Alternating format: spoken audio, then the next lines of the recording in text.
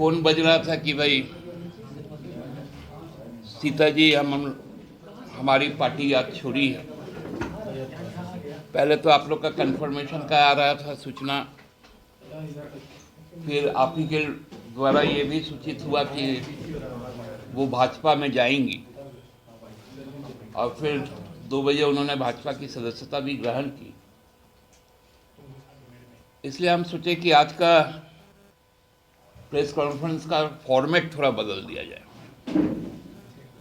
क्योंकि अलग अलग बोलने से होता क्या है कि कई तरह की बातें होती हैं।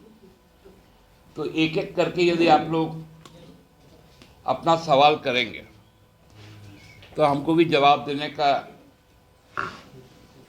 सहूलियत होगा। तो आज आप ही लोग शुरू कीजिए, बाकी बातें मैं करूँ। पहला सवाल पार्टी के लिए सीता सोरेन का बीजेपी में जाना। देखिए, पार्टी का कोई भी कार्यकर्ता यदि पार्टी छोड़ता है, एक कार्यकर्ता का भी छोड़ना पार्टी के हित में नहीं होता है। लेकिन जिस राजनीतिक महत्वाकांक्षा और जो परिस्थितियां इधर हाल में सुप्रीम कोर्ट के एक आदेश के द्वारा जो बातें सामने आई थी, उसी समय से हम लोगों तक ये बात पहुंच गई थी कि जो स्टाइल ऑफ फंक्शनिंग बीजेपी का रहा है, आज बीजेपी में बीजेपी के अपने लोग नहीं हैं। अब बीजेपी के कार्यकर्ता लोग जनसंघी खतियान की बात करने लगे, क्योंकि अभी बहुसंख्यक लोग वहां पर ऐसे ही आए हैं पिछले 10 वर्षों में कि यदि किन्हीं का कोई केस है तो उसका भयादोहन करो, एजेंसियों को लगाओ, जो पॉलिटिकल वर्कर है उनके पीछे में सीबीआई और ईडी को लगाओ, और जो कॉरपोरेट सेक्टर है उनके पीछे पहले आईटी, फिर डीआरआई और लास्ट में ईडी को लगा के एक तो राजनीतिक कार्यकर्ता को अपने पास लाओ, दूसरा कॉरपोरेट से चंदा लाओ।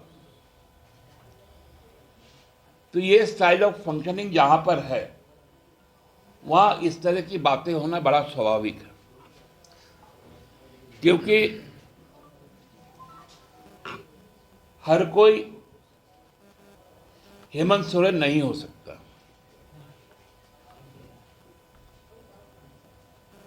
संघर्ष जीवन में एक बहुत बड़ा पूंजी होता है।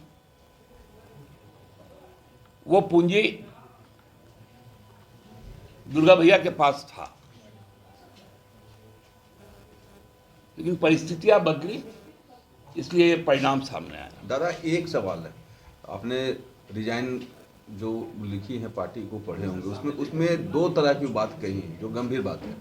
एक तो है कि उन्हें परिवार से अलग थलग करने का प्रयास किया जा रहा है, पार्टी से अलग थलग करने का प्रयास किया जा रहा है। इस आरोप को जो है पार्टी कैसे देखती है? ये तो देखिए, उनके खिलाफ साजिश किया जा रहा है उनके खिलाफ। देखिए, ये बातें तो जब लिखनी पड़ती है तो करनी पड़ती है, लेकिन झारखंड मुक्ति मोर्चा के एक समर्पित कार्यकर्ता होने के कारण मुझे याद है कि दुर्गा भैया के दुखद निधन के बाद दुर्गा भैया को अपने बीच में पाने के लिए हम लोगों ने भाभी को न केवल जामा से विजयी बनाकर लगातार 3री बार भेजा, ये कार्यकर्ता ही भेजते हैं। पार्टी ने भी उनकी जो नेतृत्व और सांगठनिक क्षमता है उसको देखते हुए न केवल कार्य समिति का सदस्य बल्कि महासचिव के पद पर भी उनको आसीन किया है।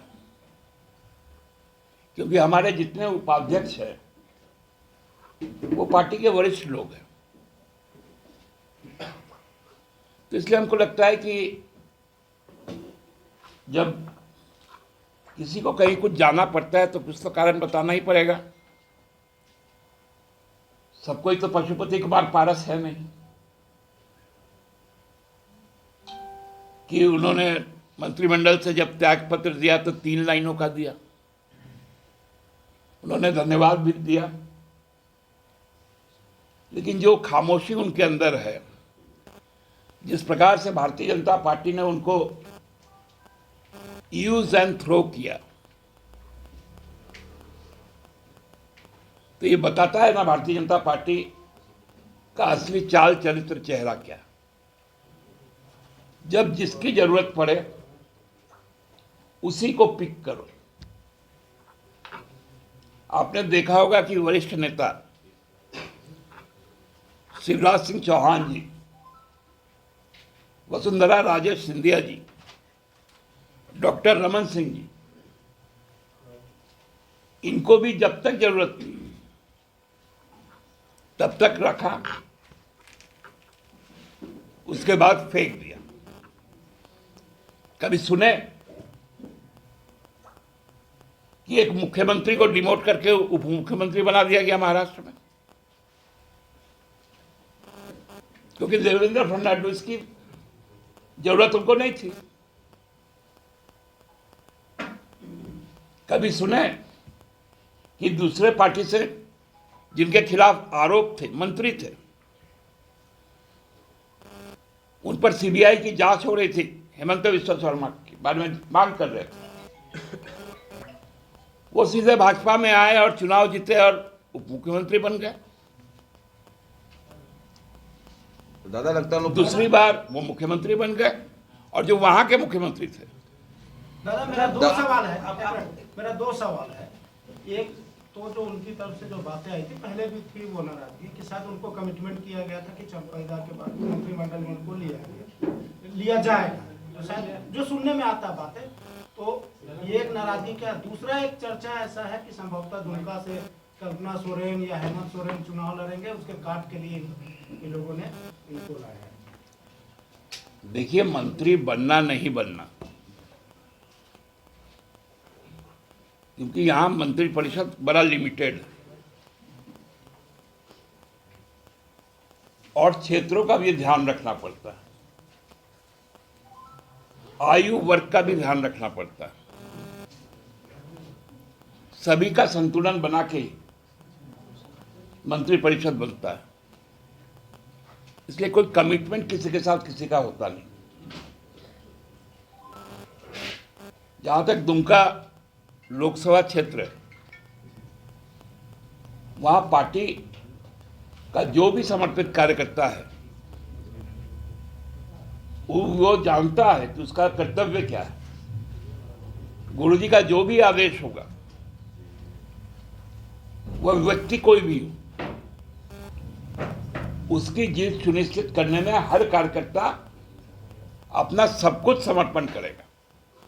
इसलिए वैसी बातें नहीं। तो ये भी क्या बोलते हैं, सीता सोन ये भी आरोप लगाए कि पार्टी में जो है अब गुरु जी की नहीं चल रही है, पार्टी गलत हाथों के में चली गई है और गलत लोगों से दिशा निर्देशित हो रही है।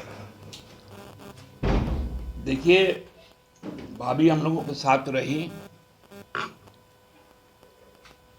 आज जहां पर भी हैं गई हैं, वहां पर भी उनको उनकी आकांक्षित सफलता मिले इसकी शुभकामना है।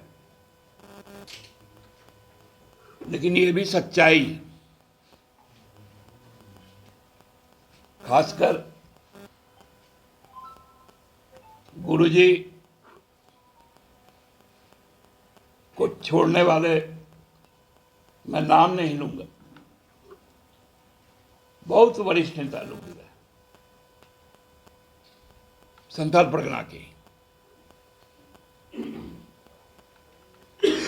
तो एक बार हम लोगों को जरूर पीछे का भी कुछ बातें याद रखनी पड़ती हैं। इसलिए हमने कहा कि जब तक वो भाजपा में रहेंगी उनकी सभी आकांक्षाएं पूरी हो, उसके लिए शुभकामनाएं। बाकी एक चीज हम लोगों को भी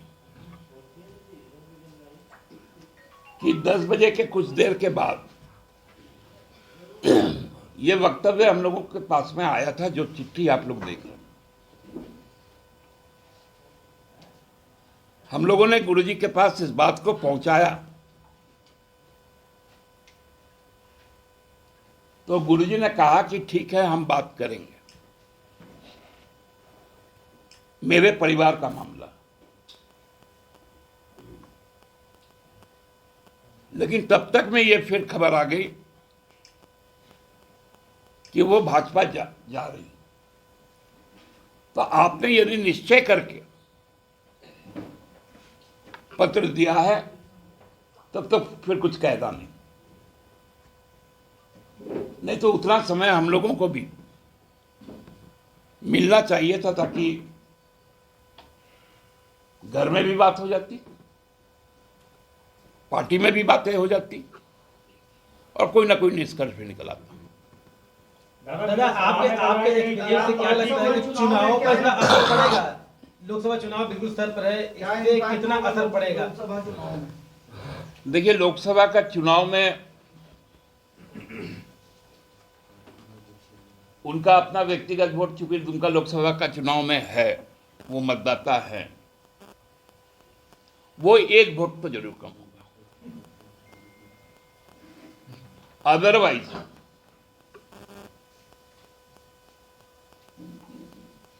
मैंने पहले भी कहा कि बहुत कोई घूमने घामने निकले थे, लेकिन वो एक अजीब कॉम्पोजिशन का क्षेत्र है, वहां पर इसका चुनावी नतीजे पर कोई असर नहीं होगा। दादा, क्या पार्टी को कोई जानकारी थी इनके बीजेपी में जाने को लेकर पहले से? अगर थी तो डैमेज कंट्रोल को लेकर क्या कुछ कोशिशें की गई? अब देखिए, आप जब तक अपनी पीड़ा तो आज ही बताएं, वो भी लिखित पीड़ा। नाराजगी तो उनका कई बार झलका है दादा, मीडिया में भी झलका है। वो इश्यू बेस्ड था, वो जनप्रतिनिधि भी थी, तो इसलिए इश्यू पे नाराजगी हो ही सकता है। लेकिन हमारे बैठक में तो कभी कोई ऐसी नाराजगी आई नहीं थी। दादा, नाराजगी की बात बोल रहे हैं तो लोबिन हेम्ब्रम भी नाराज चल रहे हैं लगातार, और वो भी राजमहल से दावा कर रहे हैं, तो उसके बारे में क्या होगा? क्या उनको डैमेज कंट्रोल किया जा रहा है, लोबिन हेम्ब्रम को? देखिए कौशल जी, एक बहुत सीधा सवाल, सीधा जवाब कि हमने ठान लिया कि हमको सुसाइडल स्टेप लेना है। आप लाख बैरियर उसमें लगाइए। राजीव गांधी की जो जघन्य हत्या हुई थी, वो हत्या हुई कैसे थी? कि जो महिला थी, उन्होंने पहले ये प्रण किया कि मैं अपने आप को समाप्त कर लूंगी। तभी तो राजीव जी की इतनी नृशंसता हो पाई। तो आप यदि कोई भी पीड़ा है, दुख है, तकलीफ है, डॉक्टर के पास भी यदि जाते हैं तो पहले वो क्लिनिकल एग्जामिनेशन करता है, उसके बाद ही उसका डायग्नोसिस शुरू होता है। हम लोगों को क्लिनिकल इन्वेस्टिगेशन का भी समय नहीं मिला था, तो डायग्नोसिस होगा कैसे? क्या पार्टी मान रही है कि उनका बीजेपी में जाना उनके लिए आत्मघाती कदम होगा? मैं इस पर टिप्पणी नहीं करूंगा, क्योंकि अभी तो गई है। उनको बहुत बहुत शुभकामना है, हमें भी खुशी होगी, क्योंकि वो राजनीतिक तौर पर बीजेपी में शामिल हुई, लेकिन दुर्गा भैया की धर्मपत्नी होने के नाते उनका एक छोटा भाई और देवर के रूप में मैं उनका हमेशा से व्यक्तिगत श्रद्धा करूंगा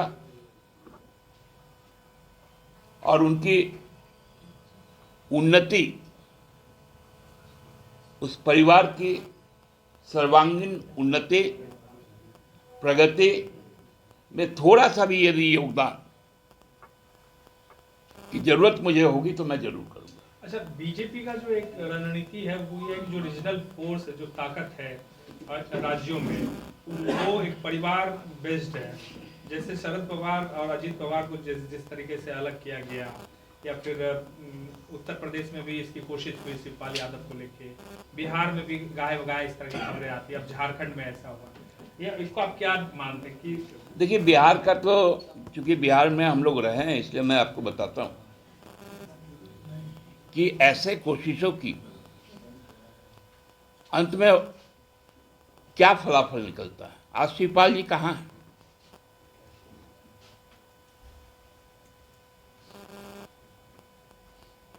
आज साधु यादव किस हाशिए पे है? कल चुनाव के बाद में अजीत पवार जी का क्या होगा तो आप देखेंगे कि परिवार के मुख्य धारा से निकलकर आपने देख भी रहा है कि इंदिरा गांधी जी के जो द्वितीय बेटे थे संजय गांधी जी, उनके जो परिवार के लोग थे, उनकी पत्नी और उनका बेटा आज भाजपा में किस स्थिति में? ये थोड़ा देर के लिए आकर्षण बहुत अच्छा लगता है, लेकिन एक राजनीतिक कार्यकर्ता के तौर पे मैं मानता हूं कि राजनीतिक कार्यकर्ता को अल्पकालिक आकर्षण को त्यागना चाहिए और दीर्घकालिक सोच रखनी चाहिए, क्योंकि ये अल्पकालीन आकर्षण ही